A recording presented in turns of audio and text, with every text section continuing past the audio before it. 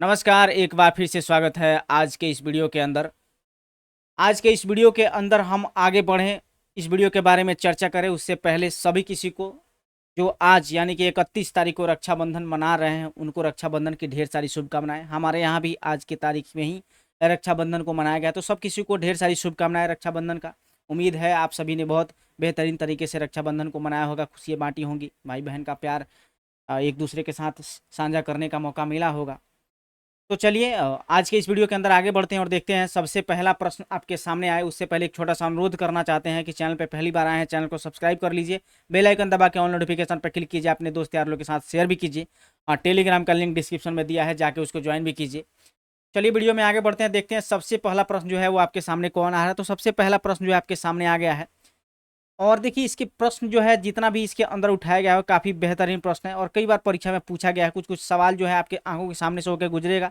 अगर आपने question bank पलट रखा होगा तो आप देखेंगे कि वो सवाल जो है वो ऑलरेडी क्वेश्चन बैंक से उठाया गया है। तो चलिए वीडियो में आगे बढ़ते हैं। पहला सवाल आपके सामने आ ही चुका है और पहले सवाल का आपको जवाब देना है। तो पहला सवाल जो है उसमें लिखा है कि निम्न में से कौन सा उत्पाद लेड नाइट्रेट को गर्म करने पर प्राप्त होता है। O2, NO2, NO2 और O2, NO2 और O2 दोनों प्राप्त होता है। देखिए चार ऑप्शन आपके सामने दिया हुआ है, कोई एक ऑप्शन जो है वो आपके सामने जो है उसमें सही होगा, कोई एक ऑप्शन उसका जवाब आपको हमको बताना है कि कौन सा वाला जो है वो सही जवाब है इन चार प्रश्न का। देखिए प्रत्येक सवाल का जवाब देने के लिए आपके पास जो है वो 30 सेकंड का समय आपको मिल रहा है। हो सकता है थोड़ा आवाज़ हमारा कम आपको सुनने को मिले, क्योंकि गला में खराश है, बहुत तेज़ बोल नहीं पा रहे हैं। हम कोशिश कर भी रहे हैं तो उतना अधिक आवाज़ निकल नहीं पा रहा है, क्योंकि हमारा आवाज़ इतना इतना स्लो नहीं आता है कभी भी। फिर भी थोड़ा गला में खराश होने की वजह से साउंड जो है वो अच्छे तरीके से आपके पास ना जा पा रहा हो, तो थोड़ा वॉल्यूम आप लोग तेज कर लीजिएगा। तो देखिए यहाँ पे जो है ऑप्शन नंबर डी जो है वो बिल्कुल सही जवाब हो जाएगा। और अगला सवाल आपके सामने आ रहा है, निम्न में से कौन सही है। यहाँ पे कुछ आपके सामने फार्मूले दिए गए हैं, उनमें से आपको देख के बताना है कि कौन सा फार्मूला सही है और आपको ये भी बताना है कि ये निम्न में से जो फार्मूला जो सही है वो किस चीज़ का फार्मूला है।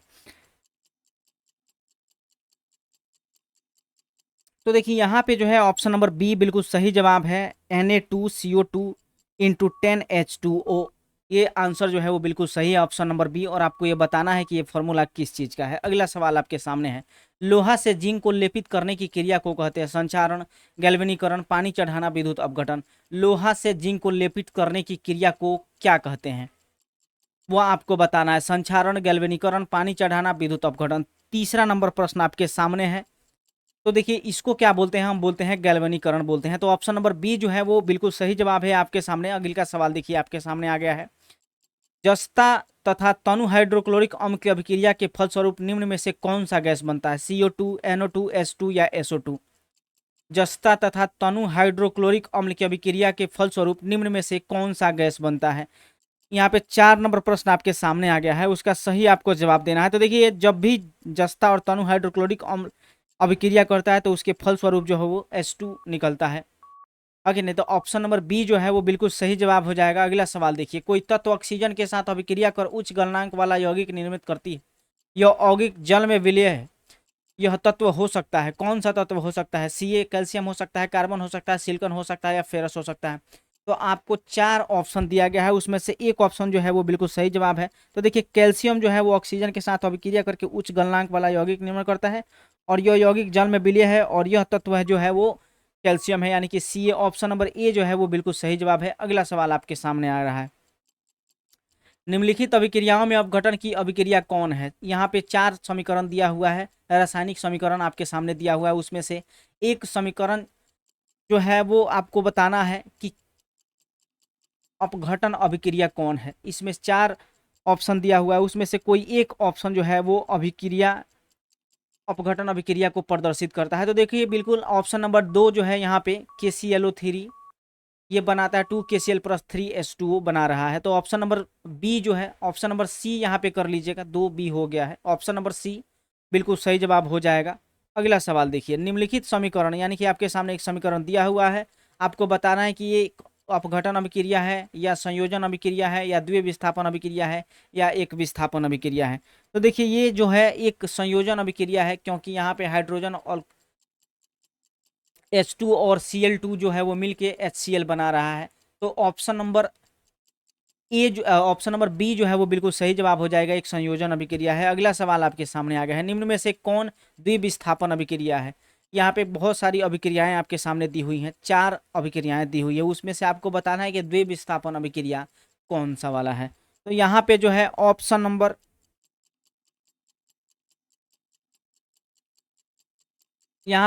नंबर सी जो है वो बिल्कुल सही जवाब हो जाएगा। AgNO3 प्लस NaCl और बनाएगा AgCl प्लस NaNO3। देखिए यहाँ पे बी वाला जो बार बार दिख रहा है ना, ये थोड़ा सा वर्ड में टाइपिंग करने समय ये मिस्टेक हुआ है, क्योंकि हम जो छोटा वाला ABCD होता है उसको बड़े वाले में चेंज कर रहे थे। तो ये ऑप्शन नंबर सी जो है ना, उसको चेंज करते दौरान हम सी ना डाल के बी डाल दिए हैं, इसी वजह से छोटा वाला सी के जगह पे बड़ा वाला बी आ गया है ना। तो उसको ऑप्शन नंबर आप लोग सी मान के चलिएगा। तो यहाँ पे ऑप्शन नंबर सी जो है, यानी कि दूसरा वाला बी, ऑप्शन नंबर सी है, वो बिल्कुल सही जवाब हो जाएगा। अगला सवाल आपके सामने, निम्नलिखित अभिक्रियाओं में से कौन विस्थापन अभिक्रिया है। यहाँ पे 4 अभिक्रिया आपको दिया गया है, 4 रासायनिक समीकरण आपके सामने दिया गया है, उसमें से आपको चुन के बताना है कि विस्थापन अभिक्रिया कौन है। देखिए विस्थापन अभिक्रिया वो अभिक्रिया होता है जिसमें एक अत्यधिक अभिक्रियाशील तत्व जो है वो कम अभिक्रियाशील वाले को क्या करता है, विस्थापित कर देता है, उसी को विस्थापन अभिक्रिया कहा जाता है। तो यहाँ पे जो है 9 नंबर का सही जवाब जो हो जाएगा option number B, option number C हो जाएगा, यानी कि दूसरा number B. Fe plus CuSO4 ये बनाएगा FeSO4 प्लस Cu बनाएगा। तो ऑप्शन नंबर सी जो है वो बिल्कुल सही जवाब है। अगला सवाल आपके सामने है, लौह चूर्ण पर तनु हाइड्रोक्लोरिक अम्ल की अभिक्रिया से क्या होता है। हाइड्रोजन गैस एवं आयरन क्लोराइड, क्लोरीन गैस एवं आयरन हाइड्रोक्साइड, कोई अभिक्रिया नहीं होती, आयरन लवण एवं जल बनता है। देखिए 10 नंबर आपको प्रश्न जो है उसमें कह रहा है कि लौह चूर्ण पर जब तनु हाइड्रोक्लोरिक एसिड का अभिक्रिया जब करवाया जाता है तब क्या निकलता है। तो देखिए सबसे पहला ही ऑप्शन जो आपके सामने दिया हुआ है, हाइड्रोजन गैस एवं आयरन क्लोराइड बनता है। तो ऑप्शन नंबर ए जो है वो बिल्कुल सही जवाब है। अगला सवाल आपके सामने है, निम्नलिखित में से कौन एक अपघटन अभिक्रिया का उदाहरण नहीं है। 4 अभिक्रिया आपके सामने दिया हुआ है, उसमें से आपको बताना है कि अपघटन अभिक्रिया कौन सा वाला नहीं है। तो ऑप्शन नंबर सी जो है H2 प्लस Cl2 ये बनाएगा 2HCl जो है वो क्या है, ये एक अपघटन अभिक्रिया नहीं है। तो ऑप्शन नंबर सी बिल्कुल सही जवाब। अगला सवाल आपके सामने है, निम्नलिखित में से कौन सा एक रेडॉक्स अभिक्रिया है। देखिए बहुत सारा सवाल जो है इस तरह का पूछा जाता है, इस वजह से हमने बहुत अत्यधिक मात्रा में नहीं, मतलब 7-8 प्रश्न जो है वो इसके अंदर से ऐसा वाला प्रश्न हमने रखा है। इसमें से जो आपको सामने से जो भी प्रश्न गुजरा है ना, उसमें से 2 सवाल आपके एग्जाम में डेफिनेटली रहेगा। तो देखिए 12 नंबर प्रश्न जो है वो आपके सामने आगे, निम्नलिखित में से कौन रेडॉक्स अभिक्रिया है। तो यहाँ पे जो है ऑप्शन नंबर सी बिल्कुल सही जवाब हो जाएगा। CaO प्लस 2HCl ये बनाएगा CaCl2 प्लस H2O बनाएगा। तो ऑप्शन नंबर सी बिल्कुल सही जवाब है, यानी कि दूसरा नंबर बी। अगला सवाल देखिए, निम्नलिखित में से कौन एक दहन अभिक्रिया है। आपको दहन अभिक्रिया बताना है कि कौन सा वाला दहन अभिक्रिया है। तो देखिए निम्नलिखित में से जो दहन अभिक्रिया है वो है पेट्रोल का जलना, यानी कि पेट्रोल का जलना जो है वो एक दहन अभिक्रिया है, और मोम का पिघलना जो है एक रासायनिक अभिक्रिया है। तो ऑप्शन नंबर सी जो है वो बिल्कुल सही जवाब है। अगला सवाल देखिए, निम्नलिखित रासायनिक समीकरण के संदर्भ में कौन कौन सा कथन सही है वो आपको बताना है। ZNO ऑक्सीकृत हो रहा है, CO अवकृत हो रहा है, या CO2 ऑक्सीकृत हो रहा है, या ZNO अवकृत हो रहा है। तो देखिए यहाँ पे जो है ऑप्शन नंबर डी बिल्कुल सही जवाब हो जाएगा, ZNO जो है वो अवकृत हो रहा है। अगला सवाल आपको देखिए आपके सामने आ गया है, निम्नलिखित कथनों में कौन असत्य है। ऑक्सीकरण में ऑक्सीजन किस पदार्थ से जुड़ते हैं। अवकरण में हाइड्रोजन किसी पदार्थ से जुड़ते हैं। ऑक्सीकरण खुद ऑक्सीकृत करते हैं। अवकारक खुद को ऑक्सीकृत करते हैं। यहाँ पे 4 ऑप्शन आपके सामने दिया हुआ है, 4 स्टेटमेंट आपके सामने दिया हुआ है, 4 कथन आपके सामने दिया हुआ है, उसमें से एक कथन असत्य है, उसको आपको बताना है। तो देखिए ऑप्शन नंबर बी जो है, ऑक्सीकारक खुद को ऑक्सीकृत करते हैं, यानी कि सॉरी ऑप्शन नंबर सी जो है, ऑक्सीकारक खुद को ऑक्सीकृत करते हैं, ये वाला कथन जो है वो असत्य है। तो ऑप्शन नंबर सी बिल्कुल सही जवाब। अगला सवाल आपके सामने है, किस यौगिक से रासायनिक अभिक्रिया में हाइड्रोजन का हटना कहलाता है। किसी यौगिक से रासायनिक अभिक्रिया में हाइड्रोजन का हटना कहलाता है। अपचयन, उपचयन, रेडॉक्स अभिक्रिया, इनमें से कोई नहीं। तो देखिए ऑप्शन नंबर बी जो बा वो बिल्कुल सही जवाब हो जाएगा। ऑप्शन नंबर बी बिल्कुल सही जवाब हो जाएगा, उपचयन अभिक्रिया कहलाता है। अगला सवाल आपके सामने है, निम्नलिखित में कौन अम्ल है। CaO, KOH, NaCl या HCl। तो देखिए यहाँ पे जो है HCl जो है वो एक क्या है, HCl जो है क्या है, एक अम्ल है यानी एसिड है, तो ऑप्शन नंबर डी जो है वो बिल्कुल सही जवाब हो जाएगा। अगला सवाल हमको बता दीजिए, सामान्यतः धातु और अम्लों की अभिक्रिया से लवण बनते हैं और एक गैस निकलती है, वह गैस है हाइड्रोजन गैस निकलता है, यानी कि ऑप्शन नंबर ए जो है वो बिल्कुल सही जवाब हो जाएगा। अगला सवाल आपके सामने है, सिल्वर क्लोराइड यानी कि AgCl का रंग किस प्रकार का होता है, कौन सा रंग होता है, श्वेत होता है, पीला होता है, हरा होता है या काला होता है। सिल्वर क्लोराइड की बात हो रही है, किस प्रकार का रंग उसका होता है, तो देखिए ऑप्शन नंबर ए जो है वो बिल्कुल सही जवाब हो जाएगा, श्वेत कलर का होता है सिल्वर क्लोराइड। अगला सवाल आपके सामने है, निम्नलिखित में कौन सी धातु अम्ल और क्षार दोनों से अभिक्रिया कर हाइड्रोजन गैस मुक्त करती है। चार यहाँ पे धातुएं दी गई है, उनमें से आपको एक बताना है कि कौन सा वाला है। देखिए फेरस है, सोडियम है, जिंक है कि कैल्शियम है, कौन सा वाला है जो हाइड्रोजन मुक्त करती है, तो देखिए यहाँ पे जो है ऑप्शन नंबर बी जो है वो बिल्कुल सही जवाब हो जाएगा। जिंक जो है वो क्या करती है, अम्ल और क्षार दोनों से अभिक्रिया करके हाइड्रोजन गैस मुक्त करती है, तो ऑप्शन नंबर सी जो है वो बिल्कुल सही जवाब हो जाएगा, जिंक यानी कि Zn। अगला सवाल आपके सामने है, क्लोरोफिल वर्णक का रंग होता है हरा, नीला, लाल या सफेद। क्लोरोफिल वर्णक का रंग आपको बताना है कि किस रंग का होता है, लाल रंग का होता है, सफेद रंग का होता है या किस कलर का होता है। तो जब क्लोरोफिल वर्णक की बात आती है तो हमको ये पता होना चाहिए कि वो जो होता है वो हरे कलर का होता है। ऑप्शन नंबर ए बिल्कुल सही जवाब है। और ये क्लोरोफिल वर्णक जो है वो कहाँ पाया जाता है, आपको कमेंट सेक्शन में इस सवाल का भी जवाब आपको देना है। अगला सवाल देखिए, पाचन की क्रिया पूर्ण होती है अग्न्याशय में, बड़ी आंत में, छोटी आंत में या ग्रास नली में। पाचन की क्रिया आपको बताना है कि कहाँ पूरी होती है। इस सवाल का जवाब जो है वो क्लास खत्म होने के बाद आपको कमेंट सेक्शन के अंदर बताना है।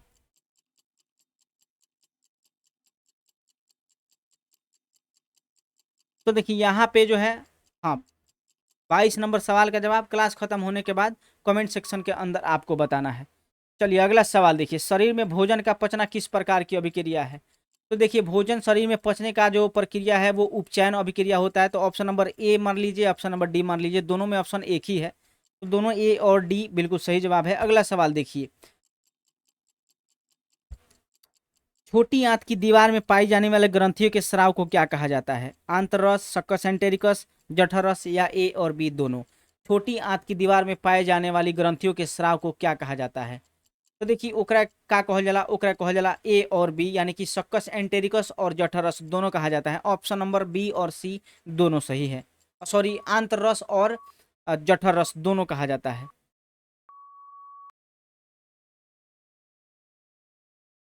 हम्म, आंतररस, सक्कस सक्कस एंटेरिकस दोनों कहल जाला।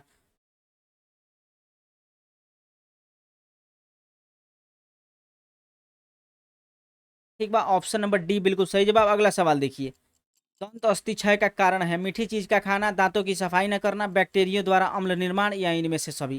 तो दंत क्षय के जब कारण होखेला का होखेला, तो ये दंत क्षय का जो कारण होता है उसमें दोनों होता है, मीठी चीज का खाना, दांतों की सफाई न करना, बैक्टीरिया द्वारा अम्ल का निर्माण। तो ऑप्शन नंबर डी जो है वो बिल्कुल सही जवाब हो जाएगा 25 का। अगला सवाल आपके सामने है, क्षार का गुण है जल में घुलनशील होते हैं, कड़वे होते हैं, इन्हें छूना या चखना हानिकारक हो सकता है, उपयुक्त में से सभी। तो देखिए क्षार का सभी गुण जो यहाँ पे लिखा हुआ है वो बिल्कुल सही है, यानी कि जल में घुलनशील भी होता है, ये कड़वा भी होता है, इन्हें छूने या चखने जो है वो हानिकारक भी हो सकता है। तो ऑप्शन नंबर डी बिल्कुल सही जवाब हो जाएगा। अगला सवाल आपके सामने है, गैलेना किस धातु का गैलेना किस धातु का अयस्क है, लेड का, कॉपर का, जिंक का या बोरियम का। तो गैलेना गैलेना जो है वो अयस्क है लेड का, तो ऑप्शन नंबर ए है जो ऑप्शन नंबर ए यानी कि ऑप्शन नंबर ए जिसमें लेड लिखा हुआ है वो आंसर बिल्कुल सही जवाब है। अगला सवाल आपके सामने, निम्नलिखित में कौन सी धातु अपने लवणों से लोहा द्वारा विस्थापित हो सकती है।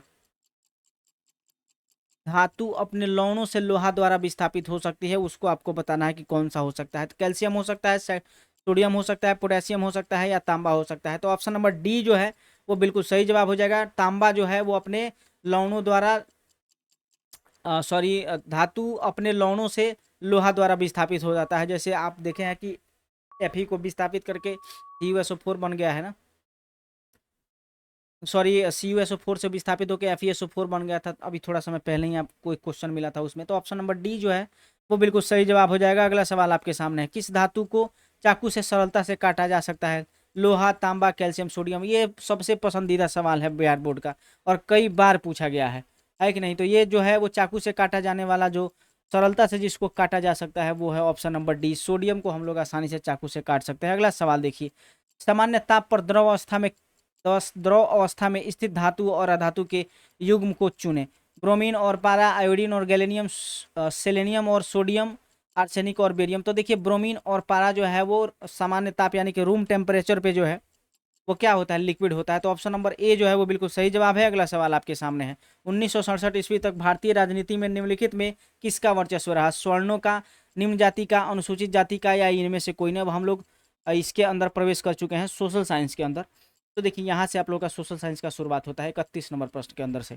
तो देखिए सवर्णों का जो है वो भारतीय राजनीति में वर्चस्व रहा 1967 ईस्वी तक। तो ऑप्शन नंबर ए है जो बिल्कुल सही जवाब है। अगला सवाल, भारत में समाज सुधार आंदोलन में निम्नलिखित में किसका योगदान है? ज्योतिबा फुले, महात्मा गांधी, डॉक्टर भीमराव अंबेडकर, उपयुक्त में से सभी। तो देखिए भारत में सामाजिक सुधार के आंदोलन में जो योगदान था वो सबका था। ज्योतिचा लिखा हुआ है वो ज्योतिबा होगा। ज्योतिबा फुले, महात्मा गांधी, डॉक्टर भीमराव अंबेडकर, इन सब का जो है एक महत्वपूर्ण योगदान था। तो ऑप्शन नंबर डी जो है वो बिल्कुल सही जवाब हो जाएगा। अगला सवाल देखिए, महिलाओं में साक्षरता की दर कितनी फीसदी है? 75%, 65%, 76% या 54%?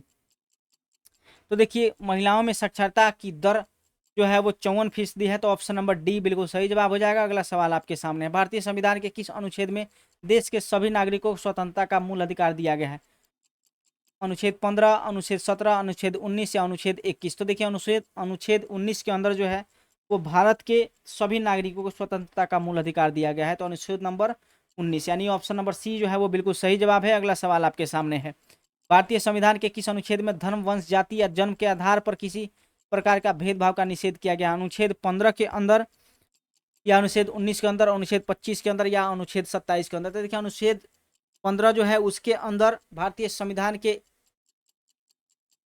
अनुच्छेद 15 के अंदर धर्म, वंश, जाति या जन्म स्थान के आधार पर किसी प्रकार का भेदभाव का निषेध किया गया है। तो ऑप्शन नंबर ए बिल्कुल सही जवाब। अगला सवाल आपके सामने है, लोकतंत्र से संबंधित निम्न कथनों में से कौन सा कथन सही है? व्यक्तियों की गरिमा के मार्ग में अवरोध उत्पन्न करता है, सामाजिक संघर्ष को टालने संभालने का तरीका देता है, नागरिकों में समानता को बढ़ावा देता है, गलतियों को सुधारने की गुंजाइश होती है। तो देखिए जो कथन सही नहीं है वो है व्यक्ति की गरिमा के मार्ग में अवरोध उत्पन्न करता है। ये वाला ऑप्शन जो है वो बिल्कुल गलत है किसी लोकतंत्र के संबंध में।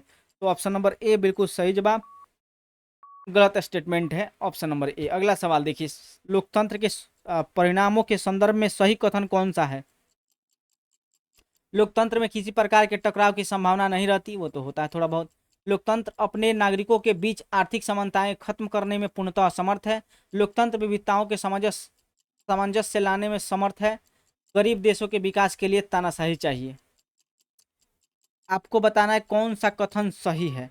तो देखिए ये जो है ऑप्शन नंबर सी जो है, लोकतंत्र विविधताओं में सामंजस्य लाने में समर्थ है। ऑप्शन नंबर सी बिल्कुल सही जवाब हो जाएगा, जो सटीक स्टेटमेंट है लोकतंत्र के परिणाम के संदर्भ में। तो ऑप्शन नंबर सी बिल्कुल सही जवाब। अगला सवाल आपके सामने है, लोकतंत्र शासन व्यवस्था के संदर्भ में कौन सा कथन सही है? आर्थिक असमानता का अभाव, निर्णय लेने में देर परंतु सही निर्णय लेने की संभावना, लोगों के बीच टकराव का अभाव, सामाजिक असमानताओं का अंत। देखिए आर्थिक असमानता का अभाव नहीं है, बहुत रूप से आप देखिएगा आर्थिक असमानता आपको मिलेगा, देखने को मिलता है। लेकिन ऑप्शन नंबर बी जो है, निर्णय लेने में देर परंतु सही निर्णय लेने की संभावना है, ये जो है वो एक लोकतांत्रिक शासन व्यवस्था के संदर्भ में एक ठीक जो है वो कथन हो सकता है। ऑप्शन नंबर बी बिल्कुल सही जवाब है। अगला सवाल आपके सामने है, लोकतंत्र का एक मूल उद्देश्य क्या है? समूह का निर्णय, व्यक्तिगत आदर्श, व्यक्तिगत निर्णय या सामूहिक सहमति? तो देखिए किसी भी लोकतंत्र का मुख्य उद्देश्य जो होता है सामूहिक सहमति होता है। ऑप्शन नंबर डी जो है वो बिल्कुल सही जवाब। और हम लोग कर रहे हैं बिहार बोर्ड मैट्रिक परीक्षा 2024 के लिए साइंस और सोशल साइंस का महत्वपूर्ण ऑब्जेक्टिव। और 40 नंबर प्रश्न आपके सामने आ गया है, शेयर बाजार की नियामक संस्था कौन सी है? SIDBI, SEBI, RBI या स्टॉक एक्सचेंज?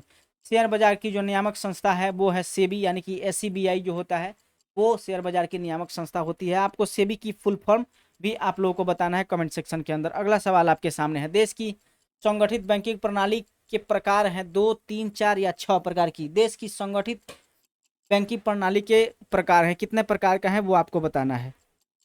तो देखिए देश की जो संगठित बैंकिंग प्रणाली के प्रकार जो है वो 3 प्रकार के होते हैं। ऑप्शन नंबर बी जो है वो बिल्कुल सही है। और आपको ये तीनों प्रकार भी आपको बताना है, हम थोड़ा समय आपको दे देते हैं वो तीनों प्रकार आपको लिखने के लिए, तब हम फिर अगले प्रश्न की तरफ बढ़ेंगे। लिख लीजिए आराम से, इत्मीनान से आप कमेंट कर सकते हैं, उसमें कोई दिक्कत वाली बात नहीं है। 40 प्रश्न तक हम पहुंच चुके हैं, 20 प्रश्न के आसपास आप लोग के सामने और प्रश्न को प्रस्तुत करना है। गले में थोड़ा खराश है, इस वजह से आवाज़ थोड़ा कम आ रही होगी, और थोड़ा गला भी मतलब आपको पता है थोड़ा सा तबीयत खराब होता है तो कुछ कुछ होने लगता है गले में, तो कुछ उस टाइप का हो गया है। खैर कोई बात नहीं। चलिए 41 नंबर प्रश्न का जो है ऑप्शन नंबर बी बिल्कुल सही जवाब हो जाएगा। और संगठित बैंकिंग प्रणाली के तीनों प्रकार भी आपको लिखने थे, उम्मीद करते हैं आप लोग लिख चुके होंगे। अगला सवाल आपके सामने है, भारत में एक संगठित पूंजी बाजार कहाँ है? दिल्ली, मुंबई, बेंगलुरु या कोलकाता? तो देखिए संगठित बाजार जो है वो आपके मुंबई के अंदर है। ऑप्शन नंबर बी जो है वो बिल्कुल सही जवाब हो जाएगा। अगला सवाल आपके सामने है, भारत में वित्तीय संस्थाओं के मुख्य रूप होते हैं, 2 प्रकार के होते हैं, 4 प्रकार के होते हैं, 3 प्रकार के होते हैं या 5 प्रकार के होते हैं? तो देखिए भारत में वित्तीय संस्थाओं के जो मुख्य रूप होते हैं वो 2 प्रकार के होते हैं। ऑप्शन नंबर ए जो है वो बिल्कुल सही जवाब हो जाएगा। चलिए अगला सवाल आपके सामने है, वित्तीय संस्थाओं के प्रकार है 3 प्रकार, 4 प्रकार या 2 प्रकार? वित्तीय संस्थाओं के आपको प्रकार बताने हैं तो ये 2 प्रकार के होते हैं। अभी प्रश्न आजू बाजू ही है। अगला सवाल देखिए, कृषि एवं ग्रामीण साख की पूर्ति के लिए किस संस्था की स्थापना की गई? बिस्कोमान के, क्षेत्रीय ग्रामीण बैंक, सहकारी बैंक या नाबार्ड की? तो देखिए कृषि एवं ग्रामीण साख की पूर्ति के लिए किस संस्था की स्थापना की गई? तो नाबार्ड की गई। और आपको नाबार्ड का फुल फॉर्म ही बताना है आपको, जब चैप्टर वाइज ऑब्जेक्टिव करवा रहे थे तो इसका फुल फॉर्म बताए थे आपको, नाबार्ड का फुल फॉर्म भी बताना है इसके अंदर। तो ऑप्शन नंबर डी जो है 45 का वो बिल्कुल सही जवाब है। और अगला सवाल आपके सामने है, बाढ़ पूर्व सूचना संगठन का प्रमुख कार्यालय कहाँ स्थापित किया गया है? कोलकाता के अंदर, पटना के अंदर, मुजफ्फरपुर के अंदर या दरभंगा के अंदर? तो देखिए इसको जो है वो पटना के अंदर स्थापित किया गया है। ऑप्शन नंबर बी जो है वो बिल्कुल सही जवाब है। और अगला सवाल आपके सामने है, सुखाड़ क्या है? प्राकृतिक आपदा, मानव जनित आपदा, सामान्य आपदा, इनमें से कोई नहीं? सुखाड़ जो है वो एक प्रकार का प्राकृतिक आपदा है। ऑप्शन नंबर ए बिल्कुल सही जवाब। और अगला सवाल आपके सामने है, सूखा किस प्रकार की आपदा है? प्राकृतिक आपदा, मानव जनित आपदा, सामान्य आपदा, इनमें से कोई नहीं? सूखा किस प्रकार की आपदा है? सूखा या सुखाड़ जो भी कह लीजिए, वो क्या होता है? वो एक प्राकृतिक आपदा ही होता है। तो ऑप्शन नंबर ए जो है वो बिल्कुल सही जवाब है। अगला सवाल आपके सामने है, कृषि सुखाड़ क्या होता है? जल के अभाव में, मिट्टी की नमी के अभाव में, मिट्टी के क्षय के कारण, मिट्टी की लवणता के कारण? तो जल के अभाव में जो है वो कृषि सुखाड़ होता है। ऑप्शन नंबर ए जो है वो बिल्कुल सही जवाब है। अगला सवाल आपके सामने है, निम्न में कौन सूखे से सर्वाधिक ग्रस्त राज्य है? पश्चिम बंगाल, पंजाब, गुजरात या उत्तराखंड? तो देखिए सर्वाधिक जो सुखाड़ से प्रभावित ग्रस्त राज्य है, हालांकि तो है कई सारे राज्य, लेकिन सर्वाधिक ग्रस्त राज्य जो है वो गुजरात है। ऑप्शन नंबर सी जो है वो बिल्कुल सही जवाब है। अगला सवाल आपके सामने है, गन्ने की फसल और तैयार होने में लगभग कितना समय लगता है? 3 महीना, 6 महीना, 8 महीना की 10 महीना? तो देखिए गन्ने की फसल तैयार होने और उसकी कटाई करने के समय तक 10 महीने का समय लगता है, यानी कि ऑप्शन नंबर डी जो है वो बिल्कुल सही जवाब है। और अगला सवाल आपके सामने है, भारत में उगाया जाने वाला मोटा अनाज निम्नलिखित में से कौन सा है? गेहूं, चावल, ज्वार या इनमें से कोई नहीं? भारत में उगाया जाने वाला जो मोटा अनाज है वो ज्वार है कि नहीं? ऑप्शन नंबर सी जो है वो बिल्कुल सही जवाब है। और आपको ये भी बताना है कि ज्वार जो है वो कौन सा अनाज है, रबी अनाज है या खरीफ है? अगला सवाल आपके सामने है, भारत की दूसरी मुख्य फसल कौन सी है? चावल, गेहूं, ज्वार, बाजरा? तो देखिए भारत की जो दूसरी मुख्य फसल है वो है आप लोगों का गेहूं। ऑप्शन नंबर बी बिल्कुल सही जवाब हो जाएगा। क्या हो जाएगा? ऑप्शन नंबर बी बिल्कुल सही जवाब। अगला सवाल आपके सामने, रबी की फसल का रबी रबी की फसल बोई जाती है वर्षा ऋतु में, ग्रीष्म ऋतु में, शीत ऋतु में या फिर बसंत ऋतु के अंदर? तो देखिए 53 का जो ऑप्शन नंबर है वो शीत ऋतु के अंदर इसकी फसल की बुआई होती है। तो ऑप्शन नंबर सी बिल्कुल सही जवाब। अगला सवाल आपके सामने है, जूट के उत्पादन में कौन राज्य अग्रणी है? बिहार, पश्चिम बंगाल, असम या उड़ीसा? तो देखिए जूट उत्पादन में पश्चिम बंगाल जो है वो अग्रणी है। ऑप्शन नंबर बी बिल्कुल सही जवाब। अगला सवाल आपके सामने, गेहूं उत्पादन में कौन सा राज्य अग्रणी है? मध्य प्रदेश, उत्तर प्रदेश, महाराष्ट्र या बिहार? तो देखिए उत्तर प्रदेश के अंदर जो है वो गेहूं का उत्पादन जो है वो सर्वाधिक होता है। तो ऑप्शन नंबर बी बिल्कुल सही जवाब हो जाएगा। और अगला सवाल आपके सामने है, निम्नलिखित में शीतकालीन फसल कौन है? चावल, गेहूं, ज्वार, मड़ुआ? तो देखिए यहाँ पे जो शीतकालीन फसल जो है वो क्या है? गेहूं है। आप देखते होइएगा कि गेहूं की बुआई जो है वो मतलब जब ठंड का मौसम नज़दीक आता है तब उसकी बुआई होती है। और पूरा फसल जो है वो पूरे ठंड में बढ़ता है, शीत उस पे पड़ता है, उस पे उसकी बूंदें पड़ती हैं और वो धीरे धीरे उसको सींचता है और वो बढ़ता है। तो ऑप्शन नंबर बी जो है वो शीतकालीन फसल है, गेहूं। ऑप्शन नंबर बी बिल्कुल सही जवाब है।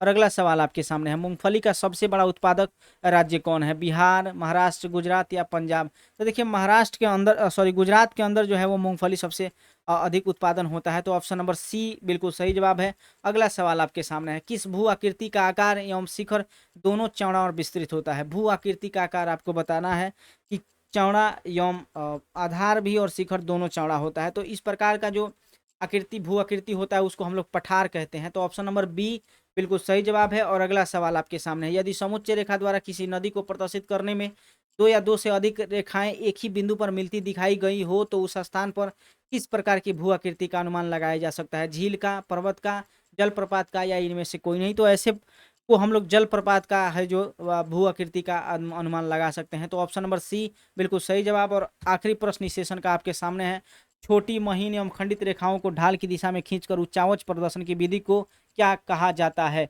आपको बताना है। तो देखिए यहाँ पे जो है उसको हैस्योर विधि कहते हैं। तो ऑप्शन नंबर सी जो है वो बिल्कुल सही जवाब हो जाएगा। और आज का जो सेशन है इसी प्रश्न के साथ समाप्त कर रहे हैं। उम्मीद करते हैं कि आपको ये वीडियो पसंद आया होगा। और वीडियो पसंद आया होगा वीडियो को लाइक कीजिएगा, चैनल को सब्सक्राइब कीजिएगा, बेल आइकन दबा के ऑल नोटिफिकेशन पर क्लिक कीजिएगा, अपने दोस्त यार के साथ शेयर कीजिएगा। टेलीग्राम का लिंक डिस्क्रिप्शन में है, जाके उसको ज्वाइन भी कीजिएगा। और कमेंट सेक्शन के अंदर बताइएगा कितने सवालों का आप लोगों ने सही जवाब किया था। चलिए बहुत बहुत धन्यवाद। सब किसी को शुभ रात्रि और एक बार रक्षाबंधन की ढेर सारी शुभकामनाएं एक बार पुनः से। चलिए बहुत बहुत धन्यवाद, फिर मिलते हैं अगला एपिसोड के अंदर।